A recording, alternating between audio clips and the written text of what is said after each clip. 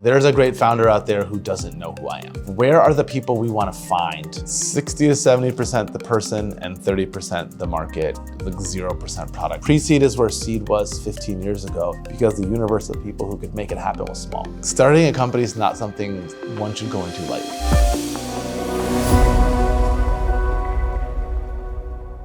At Context Ventures, our podcast, Advancing VC, covers all things startup and venture capital, primarily how startups and venture capital are changing from the emerging manager perspective. We chat with venture capitalists, limited partners, and founders who are actively working at the frontiers of our industry and are advancing venture capital. Today, I'm delighted to have Charles Hudson of Precursor Ventures join us. I've known Charles for several years. Actually, first met him when I was a GSB student, and he came in for mentor hours. And I'm very delighted to ask him about his career, his journey, and where Precursor Ventures is headed. Charles, thank you. Thank you for having me. Charles, can you talk about your path to venture? I'm tracking you were first at Incutel, then SoftTech, and then you started Precursor. Yeah. So it's funny, I started my venture career at Incutel, the CIA's venture capital group, when it was still relatively nascent. So I started working with them in 2000. And as is the case with all venture internships or all jobs, I got that job because I had a different internship. I'd met somebody who was very close to the Incutel team, and before I went to go do an investment banking job. She encouraged me to go interview at Incutel, and I took the job. And so I spent a lot of time flying from San Francisco to DC. And as I was telling one of my teammates, when I took that job, I was 22, and this was before the days of Uber and Lyft. So I would take a taxi to the CIA for all of my meetings, because I was not old enough to rent a car. And so it was a great experience, learned a ton about the intelligence community, learned a ton about government, learned a ton about VC, but also wanted operating experience. So took some time off, went to business school, worked for a company called Ironport Systems with some really fantastic founders and a great team, spent some time at Google, worked in games for a while, and then wanted to get back to venture. And so connected with Jeff Clavier, joined SoftTech when it was SoftTech before it was Uncork. We had a great run there, invested in some fantastic companies like Postmates, Poshmark, Vungle, Fitbit, Eventbrite, LaunchDarkly, and many others that I think will eventually become amazing companies. And it was just a fantastic experience. But when I joined Uncork, it was just me and Jeff. It was a little tiny fund. I always joke with people, we were doing seed investing then, which would really be pre-seed today. These were 500K checks to pre-product market fit, pre-launch companies. And seed has changed a lot in the last 15 years. And so I left Uncork 11 years ago to start Precursor because I felt like that first generation of micro VCs and super angels had really pioneered our asset class, but they'd all grown to a place where they weren't really taking primary risk on new people who were pre-product market fit. They were doing something different. And I said, there always has to be a firm that's focused on those first checks. I know you believe this. Those first checks of 250 to 500K to really raw ideas where you're going to help people go from 0 to 1. And that's the work I was passionate about. And it felt like Uncork was becoming a bigger, more institutional seed firm that was solving a different problem in the ecosystem. So many questions from just that I want to unpack. The first is Incutel. So right now, defense tech and dual use is all the rage. Maybe too much, maybe too heated. And I'm curious, given your Incutel experience, have you been doing some defense tech dual use? What's your thoughts on that space? We've been creeping our way back toward it. If you had told the 2001 the 2001 version of me that dual use in defense tech would be this hot, I would have never believed you. It was such a hard lift at Incutel, just getting startups to think of the government as an attractive customer. And I give some credit to Anduril, some credit to Palantir, and to see the shift has been surprising to me. I think maybe some of the folks who are rushing into this don't fully understand how government contracting and government procurement works and the cycle times for some of these projects. But we've made a handful of investments that are focused on that theme. And then Stanford Business School, we're both alums. Yeah. What's your favorite course? It's funny, I teach at the GSB now, so I won't pick my own class, even though it's my favorite. If I think about the class that it's funny, I tell people the class that has had the most impact on my thinking was Managing and Growing Enterprises with Joel Peterson. The class I probably used the most was the class I took called Incentives and Productivity with Eddie Lazier.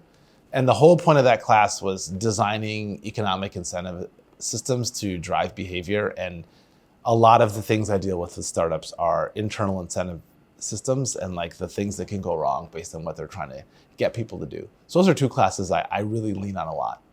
When people say incentives, I think of it's either a Warren Buffett or Charlie Munger quote that is, show me incentives and I'll show you outcomes. And I think that applies so much in the startup space and in venture capital. Yeah. Now let's talk about Uncork or Soft Tech. Yeah. And you mentioned they were doing seed.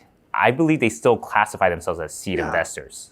And whereas you do pre-seed, I feel like pre-seed is what seed was 5 years ago. I think you just said that. And what A was 10 years ago. Is that a good read or not? I think it's right. I think when I got into seed investing in 2000, most of the companies had no product. They were mostly first-time founders, and they were generally, I mean, when I was at Uncork, a big seed round was $2 million. If you were raising $2 million, we're like, ooh, that's kind of a lot of money. Could you do it for $1 million? Could you do it for $1.5 million? And now a big seed round is 10. And so I think in a lot of ways, seed rounds look more like Series A's than they do old seed rounds. And in a lot of ways, pre-seed has filled the gap of what seed used to do, which is that first, call it $500,000 to $2 million.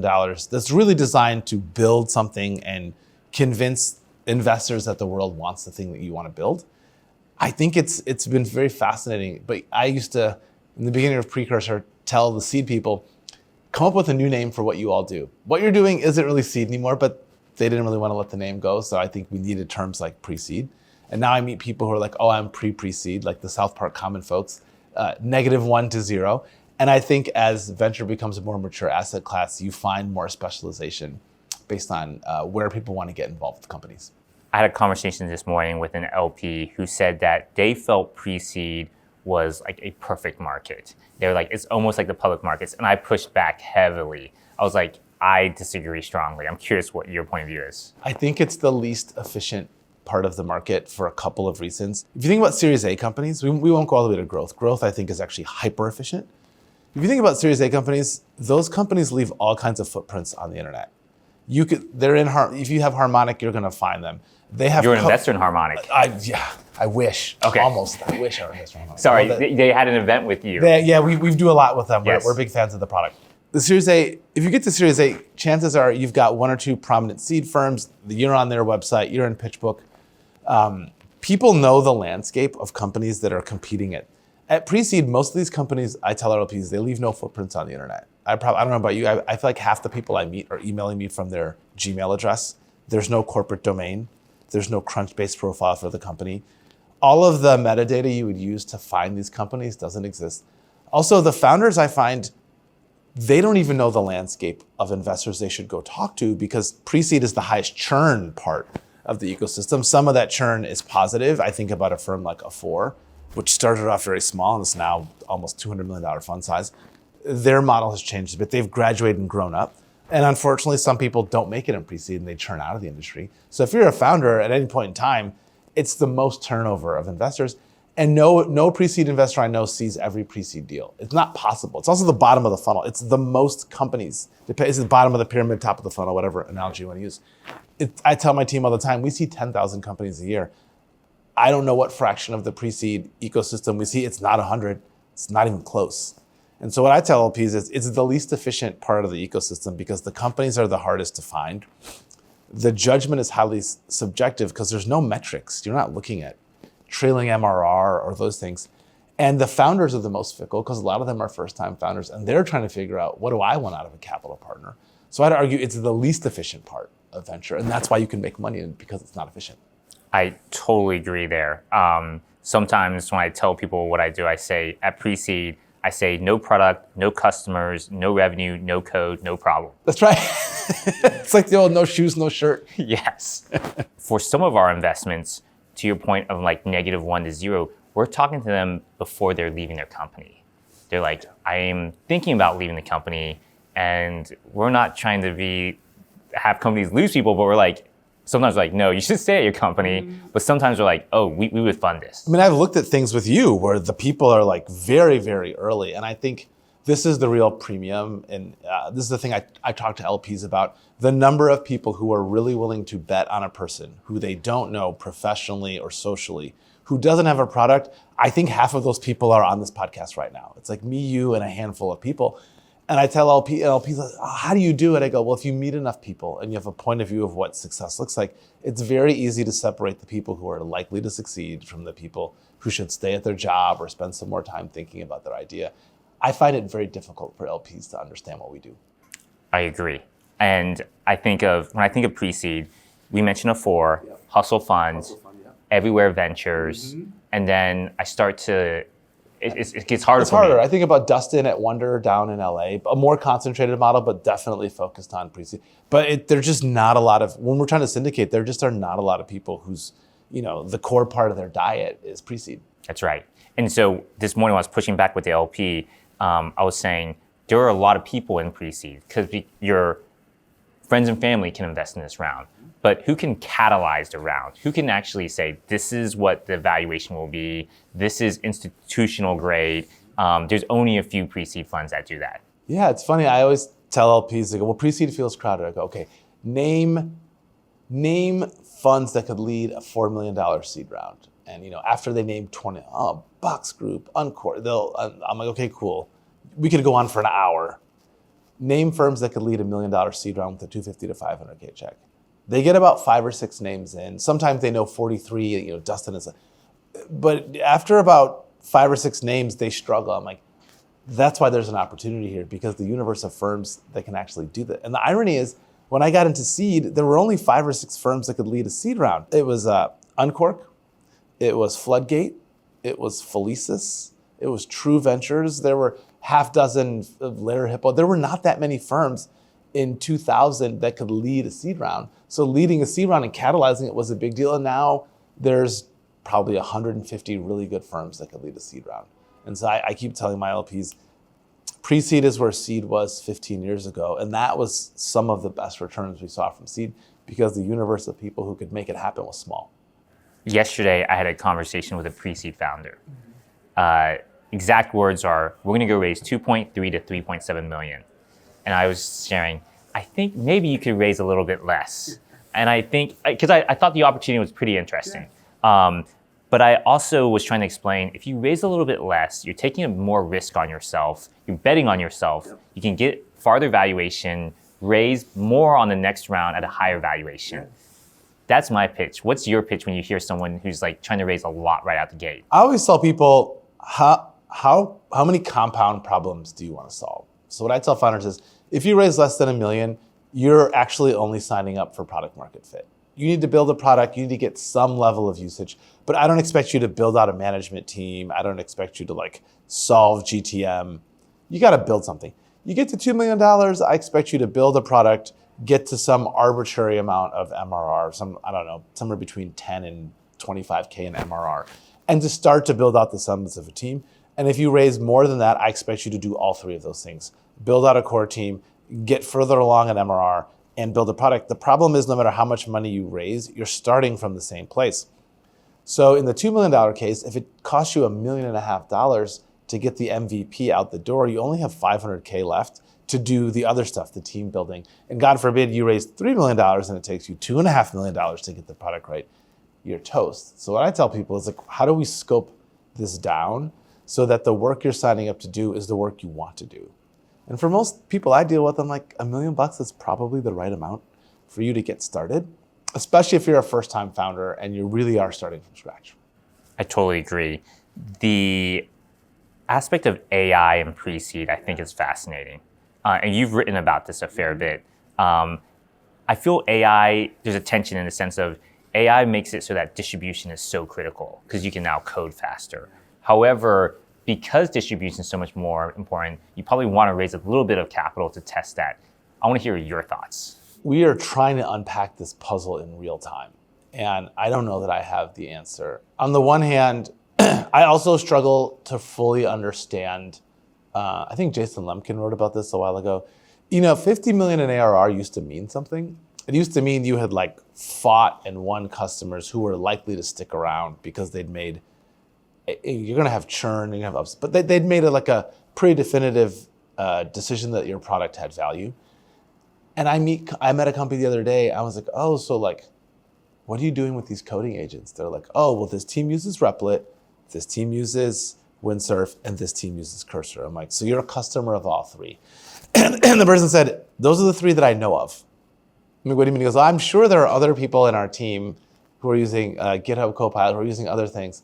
And I'm like, so what's your plan? He's like, well, we would love everybody to be on the same platform, but we also want them to be productive. It feels early to make those decisions. But he's like, at some point, at the company level, we're going to standardize on a tool.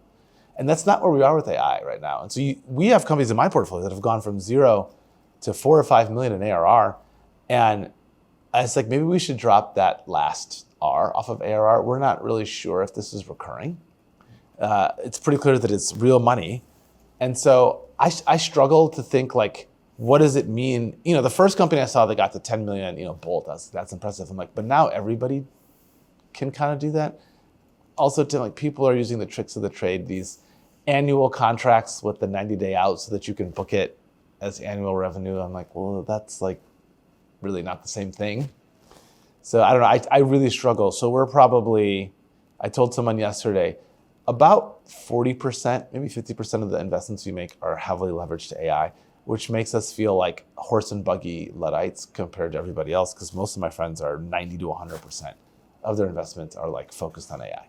So I want to double click on AI. A teammate helped me draft this question. That is, in a recent AI article, you discuss how AI investing reminds you of the 2000 internet investing period. You mentioned two themes that we'd like to unpack. First is, can you elaborate on the idea that we are in a harder phase of aligning what the tech can do today and what benefits companies can truly reap from it? Second, the idea that we are speedrunning AI and investing so much capital so quickly that we aren't getting the opportunity to learn from what is and isn't working and making adjustments along the way. So in 99, in 2000, in the internet, there were all of these really good ideas. People wanted to sell pet food online. And everyone's like, but like, we don't have good payment rails. We don't have shipping and, Amazon. We didn't have all the shipping logistics.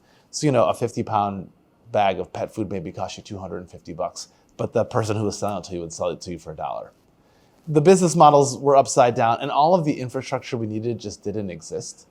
And so, but now we have Chewy and BarkBox. People buy dog food online. Same thing with groceries. Webvan had these huge warehouses. It didn't really work. Cosmo.com was Postmates and Uber Eats before those things existed. And DoorDash. All of these things work now, but they work 20 years later because behavior had to change, technology had to change, you needed smartphones. There were all of these things that had to happen. And so that's kind of what some of these AI things feel like to me. I use them and I'm like, well, this feels a little brittle. Doesn't quite do what I think it's supposed to do. It's not perfect, but I can see the future. I can envision a world in which AI will draft replies to 80% of my emails and they will be good enough that I will let it send them without me reading them. I wouldn't do that today at all. I could name 50 different use cases where I think that's the case, but that's exactly where we're supposed to be a couple years into the commercial development of AI. Like, we're right where we're supposed to be. And the speedrunning comment was more, in Internet 1.0, we funded a bunch of stuff and then we watched what happened and we said, oh, that works. That doesn't work. Let's do more of this, less of that. And the amount of money that went into the internet, while staggering at the time, is a drop in the bucket compared to what we're putting to work in AI. And my fear is we are funding AI companies at such a rapid clip.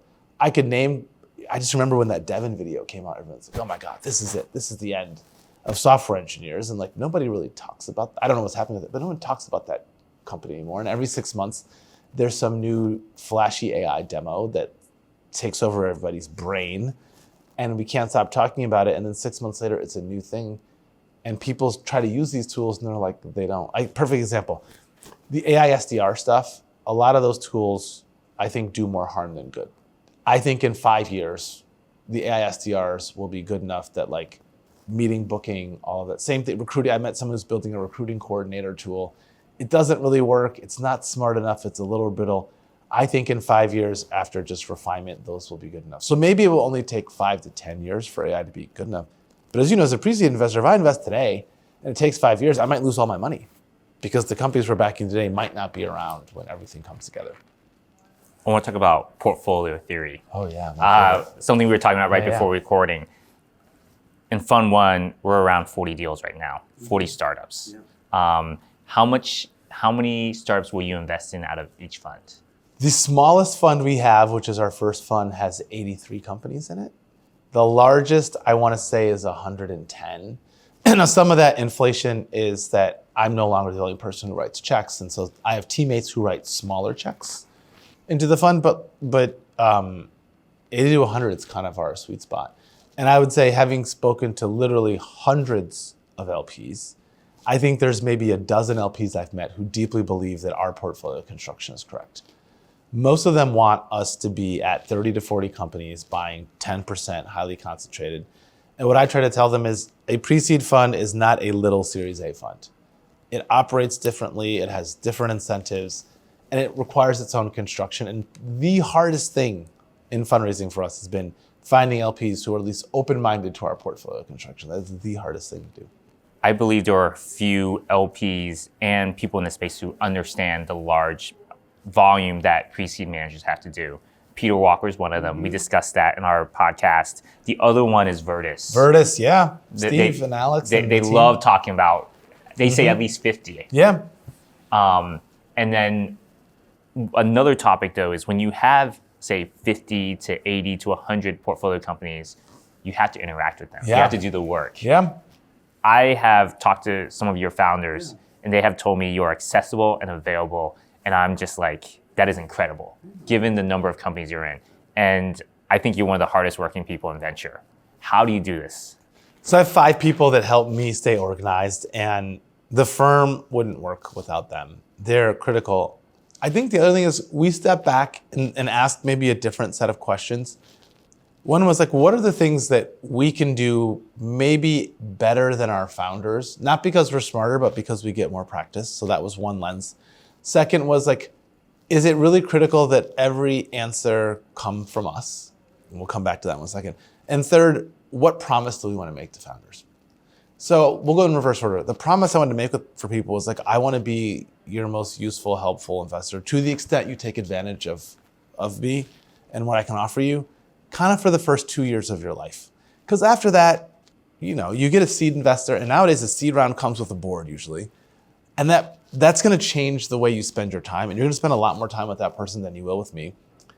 And I'm going to get time back when you graduate. Unfortunately, when companies fail, we also get time back, but that's not as great.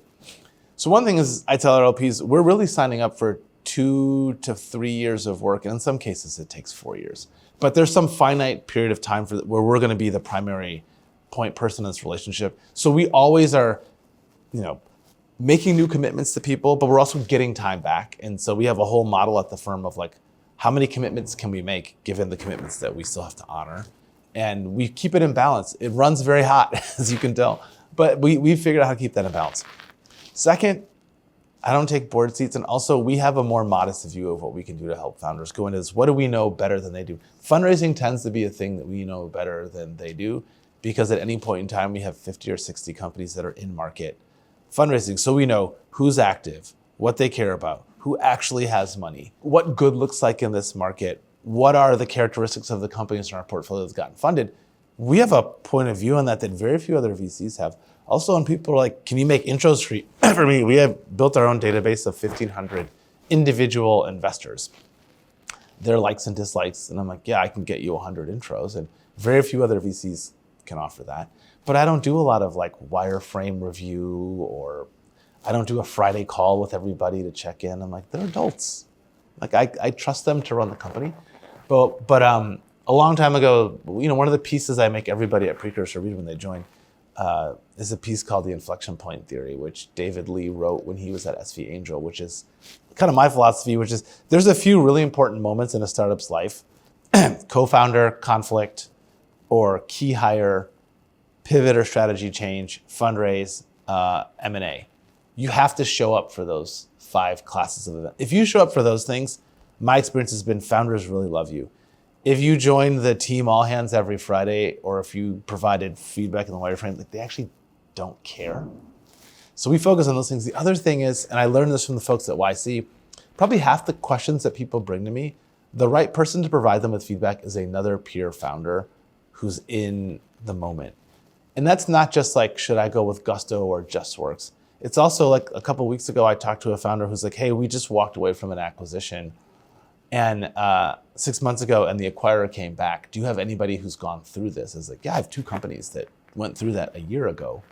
One ended up selling, one ended up taking another deeper dive with the seller. Rather than me summarize what they told you, I'll just put you in touch with them and you'll have a much richer conversation. So I think taking yourself out of it and saying, I don't have to be the provider of all answers. The last thing I'll say is, in my experience, pre-seed companies don't need a big VC platform from us because nobody knows who they are. Like a recruiting person would have a devil of a time trying to get people to care about these companies. And the ones that are successful and get to seed are going to get somebody else's platform team anyway. The one thing I really like about pre-seed is I feel like it aligns us as close as possible to that rail that is founders.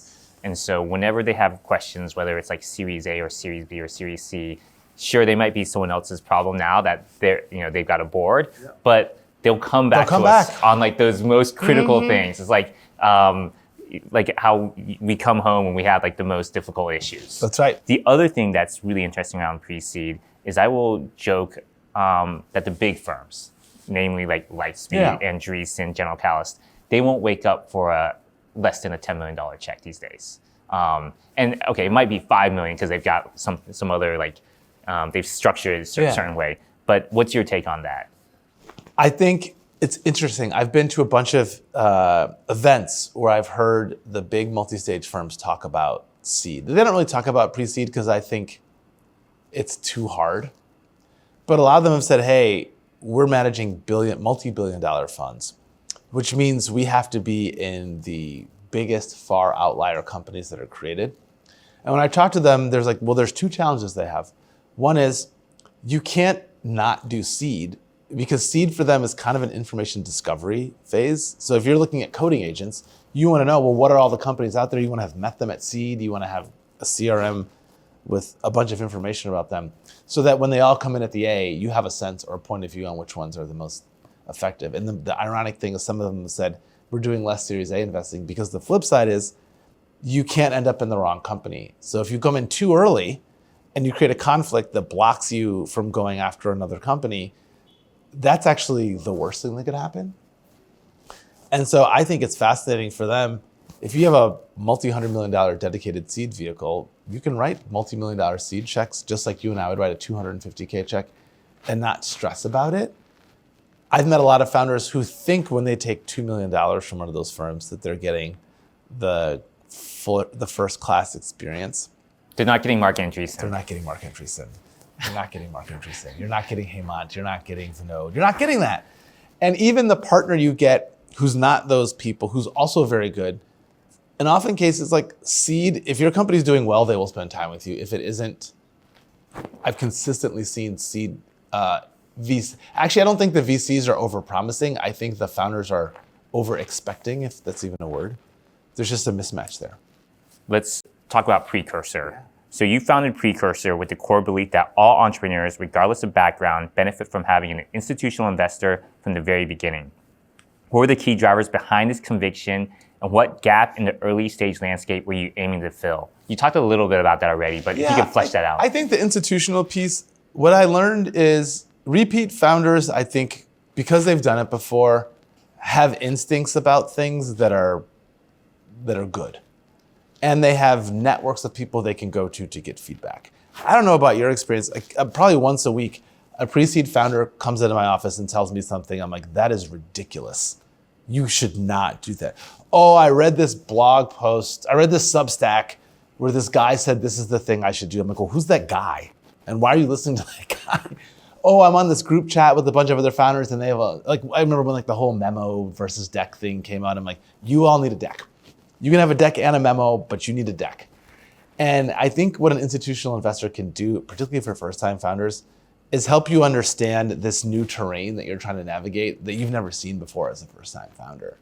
And I don't think you get that in a party round with a bunch of angels. I don't think you get that with an institutional investor, as we were just talking about, at a big firm who doesn't really have the time or incentive to spend time with you. I think you need somebody who cares about your company at that stage and who can give you the kind of insights you need to make good decisions.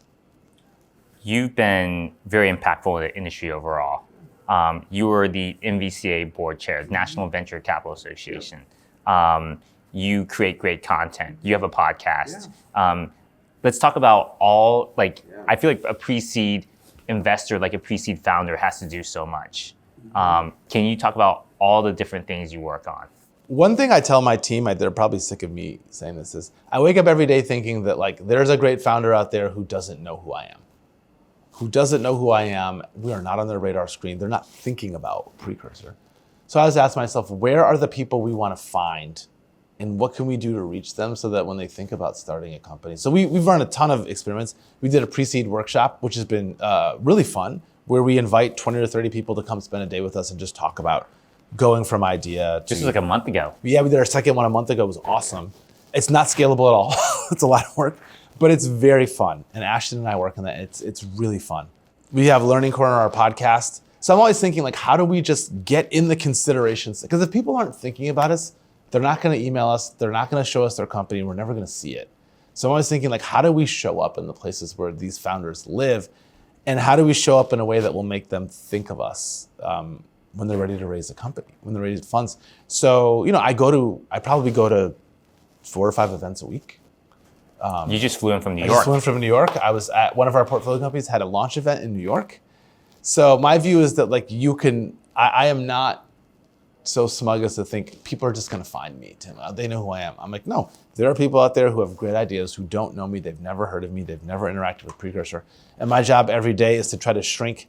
It's this never-ending battle. I'm trying to shrink the universe of people who don't know us, but every day more people wake up and decide I want to start a company.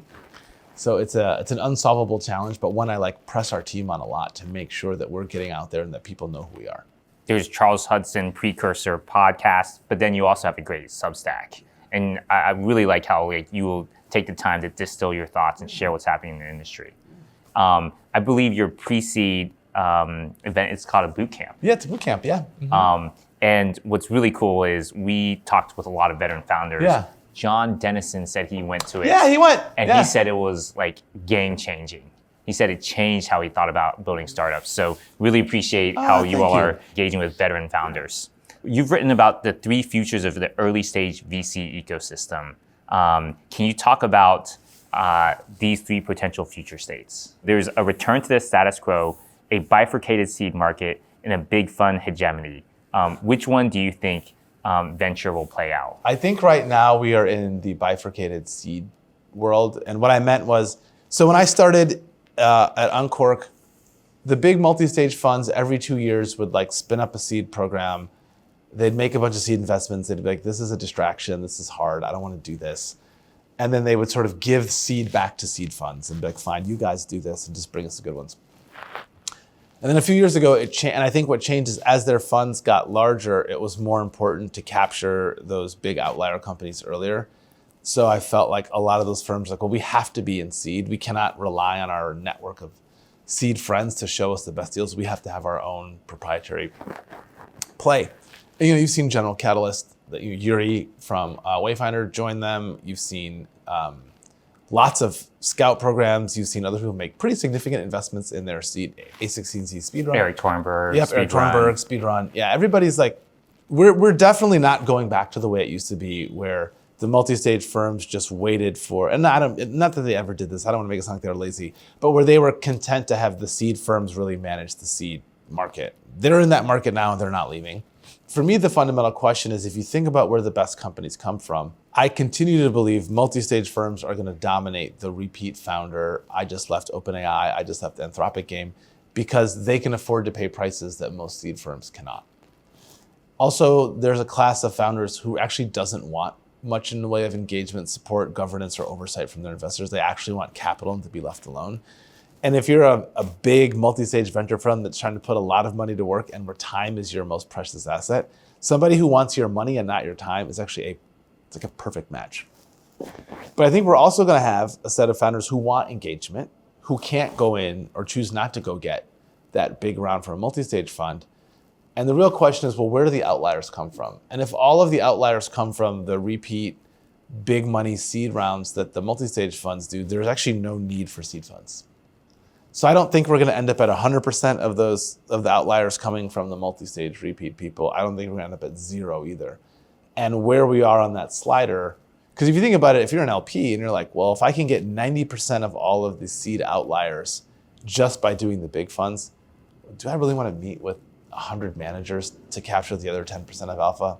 No. If it's 50-50, then you have to have a strategy that it also engages, if you're an LP, I think, that also engages. And if it's more like 70-30, then everybody who runs a seed fund is fine. Let's talk about, associated with this, incubators and accelerators. Because when we invest in pre-seed, we have absolutely no issues if a startup wants to go do an accelerator, because it's like that's part of your developmental. Yeah. Whereas we typically won't spend as much time with companies after they've gone through an accelerator or incubator. I'm curious what your take is. We have a similar view. One of my LPs, we were talking to him, he goes, well, why do you have so much overlap with YC? I'm like, well, in the beginning of the firm, we invested in YC graduates. And now we produce YC graduates. Like we are in a bunch of companies that got into YC after or coterminous with our investment. We don't do as much on the other side because the prices don't really work for us. It's a little too high. Good for YC companies, good for YC, not great for us.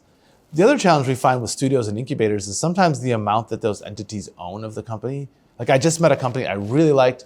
We saw the cap table and a studio owned 45% of the business. And I was just like, it's just too much. Like I can't make the math work on that. And I worry about the next investor also looking at that huge slug owned by the studio and just saying thanks, but no thanks.